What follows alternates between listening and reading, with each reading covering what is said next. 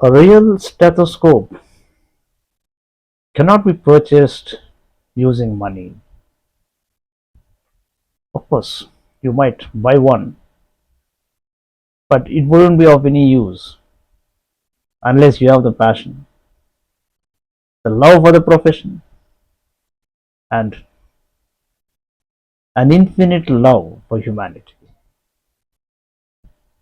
Wherever the art of medicine is loved, there is also a love for humanity.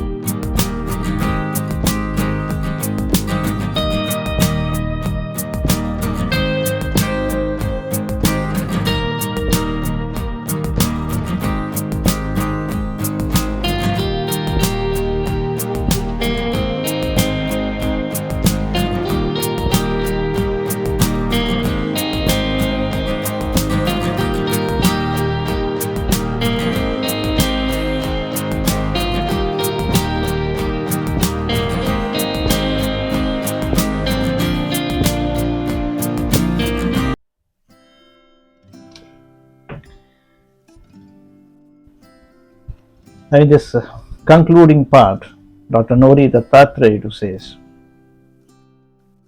something about the provident perspective of a professional. My observations and my suggestions about cancer care in India. Significant milestones. 1. Indian Council of Medical Research established a National Cancer Registry in 1981. 2.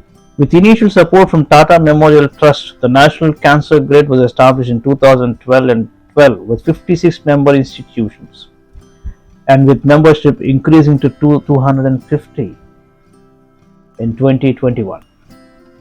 3. In 2018, India established the National Cancer Institute on par with the National Cancer Institute of the US. 4. From 2015 to 2020, the scope of cancer services at all the regional cancer centers has been expanded with subsidized cancer care by various governmental programs, and an extensive media campaign on the lethal effects of tobacco was undertaken. A few organizations forewarned of the impending burden of cancer in India. Yes, this is true. We shall be ready. The collated data suggests that India is in a take-off stage in regard to the treatment of cancer. A few good initiatives have been launched. We may have to add a few more. As we are getting better at controlling and treating all communicable diseases such as TB, smallpox, and others, the impact of NCD, non-communicable diseases, is becoming a major issue for all the private and governmental organizations in developing countries. Cancer is at the top of the list in its epidemiological transition.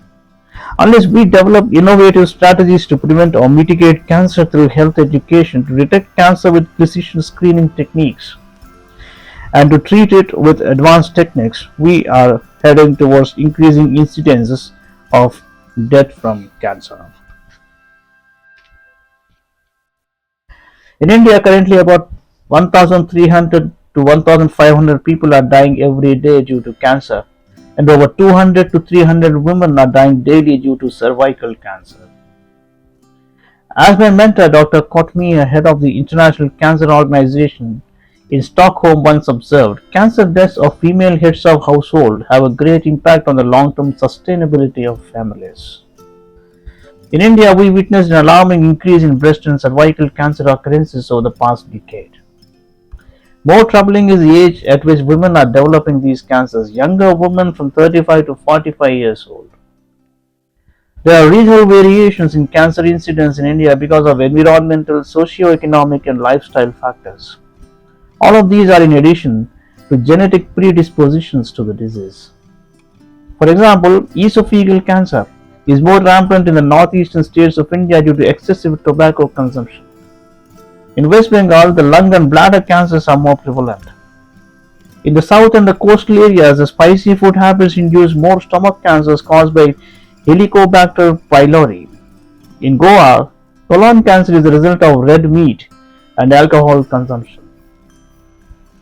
As they chew tobacco and pan masala, the people of Gujarat are affected more by head and neck and mouth cancers. In Punjab, all kinds of cancers such as kidney, urinary bladder and breast cancers are found because of the toxic residues of pesticides and other chemicals that are sprayed on the agricultural fields and crops. In the Ganges belt, Uttar Pradesh, Bihar and West Bengal, because of the toxic remnants of the river, gallbladder and head and neck cancers are more prevalent. In Madhya Pradesh, mouth cancer numbers are high due to consumption of tobacco and pan masala. In fact, 60 to 70% of the cancers in India are caused by tobacco consumption. Based on my extensive experience in oncology spanning about 50 years, during which period I have helped various governmental and academic cancer programs around the globe, I would like to suggest the following for consideration for India. 1. The leadership of a newly established NCI are doing great work in streamlining the oncology-related activities in the country. In my view, NCI should be given more administrative authority and resources to be the main center of operations for all oncology-related activities in India. It should begin implementing new programs at an accelerated pace as we have had a late start. In addition to providing state-of-the-art clinical care and research, just like the US NCI, our NCI in India should have independent departments or divisions organized as follows. Population Sciences and Cancer Control, Cancer Mitigation and Prevention, Precision Diagnostics and Precision Treatment, Training and Research Strategy, Oversight of RCCs, Regional Cancer Centers, Cancer Centers accreditation, voluntary or mandatory, of all cancer programs in the country, grants and research funding, reduction of health disparities, task forces development and strategic plans for highly prevalent cancers, example breast and cervical cancers, pain and palliative care programs. I am certain that some of these departments are already in place. If not, they should be established at the earliest date. In India, there is already an existing infrastructure with partially or fully funded RCCs, medical college oncology programs and district hospitals. Our NCI should take advantage of these incredible resources to implement its programs. The prevalence and the mortality from cancer of the breast and cervix are increasing at an alarming rate. There is an urgent need to establish a high-level task force under the NCI to streamline programs for health education, precision screening and precision treatment at clinical sites. Our NCI should invest resources to strengthen our local, regional and national cancer registries and make cancer diagnosis a reportable disease as it is in the US. Our NCI should establish a nationwide toll-free cancer hotline numbers so that patients from anywhere in the country can get information regarding their treatment and at an approved cancer program in their region. Tobacco consumption in the US has gone down significantly over the past decade. Under the auspices of our NCI, India should enhance anti-tobacco campaigns in all schools, colleges and universities. Cancer care should become accessible and affordable. Subsidized care plans from both central and state governments should be enhanced significantly. The charges for cancer diagnosis and treatment from all cancer programs in the country should be made available on the internet, preferably with treatment outcome data from various programs. Programs of pain and palliative care should be highlighted at all the regional cancer centers under the auspices of the NCI. In addition, the ICMR and IMA should develop postgraduate courses at all medical colleges in the country in this important domain of pain and palliative care specialties. About 80 to 90% of cancers in children are currently treatable and curable. Our NCI should explore the opportunities to establish 4 to 6 pediatric cancer centers with public and private partnerships, like the St. Jude's Children's Hospital in the US, where there is a Department of Pediatric Oncology in Kidwai Institute of Oncology, Bangalore. It might be inadequate at the present time. Cancer care for children should be offered free of charge. We have a significant shortage of oncologists in India. We will not be able to catch up with the need unless we develop innovative programs. Qualified MD graduates should be provided with a crash course, a 6 month course in oncology, and then should be able to treat patients with standard protocols, and for complicated cases, they should be the licensed physicians to refer the cases to regional cancer centers. All the above suggestions can be brought under the umbrella of Ayushman Bharat, an initiative by the current government of India. Once these measures are implemented, their mammoth impact will manifest soon and the incidence of cancer can be considerably reduced. If cancer is detected early, many lives can be saved, many families can survive, their finances can be safeguarded. Both as an expert doctor of the domain as well as a simple person of humanitarian values, this is what I wish to see happening. Advances in understanding of cancer that are changing the treatment paradigm. What are the new advances like? The difference between earlier treatments and these new advances such as molecular twin, next generation sequencing, immunotherapy and precision medicine tools we use today is like the difference between a simple backup camera in your car and a 360-degree surround view camera. Let's look at some of them. Molecular twin is a scientific stunt double who is always in the lab ready to test out new theories and perhaps reveal important details of how cancer is affecting your body. Molecular twin is an innovative tool to help diagnose and precisely treat cancer through the convergence of multiple biological, physical, and computational technologies. The causes of cancer are a combination of genetic, environmental exposure, and random mutations. These causes manifest themselves in the landscape of a tumor, the changes that take place in the cells as they progress from normal to cancerous, such as somatic mutations or epigenetic modifications. The future of cancer treatment and cure will come from better understanding of this vast landscape.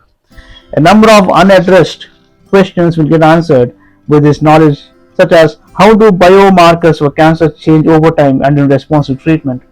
Do markers differ by race and ethnicity? Can some new markers replace the need for imaging and invasive diagnostic technologies? Next generation sequencing is a new technology used for DNA and RNA sequencing and variant mutation detection. NGS can sequence hundreds of thousands of genes or a whole genome in a short period of time. The sequence variants or mutations detected by NGS have been widely used for cancer diagnosis, prognosis, therapeutic decision, and follow-up of patients. The capacity of its massive parallel sequencing offers new opportunities for personalized precision medicine. One of the advantages of NGS is to interrogate many targets at the same time on the scale of hundreds and thousands or even millions of targets. Such capacity gives NGS huge potential application in clinical settings. For example, in cancer patient care, any given tumor may have multiple mutations. If the traditional molecular assays are used in such clinical settings, multiple assays may have to be performed for multiple mutations. A larger tissue sample may be needed for these multiple assays. Using NSA technology, these targets can be interrogated in one test. Therefore, less tissue is needed and the results of dozens and hundreds of DNA targets are obtained from one test. In a patient sample, the leukemic cells bearing the same mutations are believed to originate from the one clone. A patient sample with many mutations may have more than one clone of leukemic cells. A leukemic disease may not only have more than one clone of leukemic cells, and the clones may change during the course of the disease. Such a phenomenon is referred to as clonal evolution. A similar phenomenon has been observed in solid tumors as well. This observation has changed the old one tumor, one mutation concept. A solid tumor may have multiple mutations. These mutations can originate from one clone or multiple clones. This is called tumor mutation heterogeneity. Therefore, in cancer patient care, multiple gene mutations have to be tested very often. Due to clonal evolution, many different gene mutations need to be tested during follow-up. Besides, not only solid tumors may have multiple mutations, but metastatic tumors may also have mutations different from that of the primary tumor. Such findings also indicate that multiple mutations need to be tested by diagnostic and follow-up molecular tests. With the advent of immunotherapy, tumor mutation burden has become an important parameter to be tested. This again needs to investigate numerous mutations in a tumor sample. A higher mutational burden in the tumor means a higher response with immunotherapy. The traditional molecular test methods are not useful for such needs. Therefore, NGS technology becomes necessary for such tasks in patient care. Moreover, in the current medical practice, although biopsy samples become smaller and smaller, more information related to mutation need to be extracted from small biopsy samples. In many cases, it is impossible for the traditional molecular test to meet such needs. NGS has evolved to meet such needs. By massive parallel sequencing, NGS technology can test multiple samples and multiple targets at the same time. Therefore, it increases the turnaround time of the molecular test. It has become clear that NGS technology is an important tool in personalized precision medicine. Now, what is immunotherapy? As a tumor grows in the body, it dismantles the molecular shield. It makes our body lose grip on our immunological system, which is the command and control system of the body. The mechanism that underlies cancer immunotherapy differs considerably from those other approaches to cancer treatment. Unlike chemotherapy or targeted therapy, cancer immunotherapy relies on an anti-cancer response that is dynamic and not limited to targeting a single oncogenic derangement. Cancer immunotherapy can therefore lead to anti-tumor activity that simultaneously targets many of the abnormalities that differentiates cancer cells and tumors from normal cells and tissues. In summary, these newer class of agents that work by stimulating the immune system and not directly by killing cancer cells. Immunotherapy is a game changer in the management of many cancers. The doctor suggests the way forward. Today, cancer is a common household word, with each of us closely associated with at least one near or dear one, a family member, a friend, a relative, or a colleague diagnosed with cancer.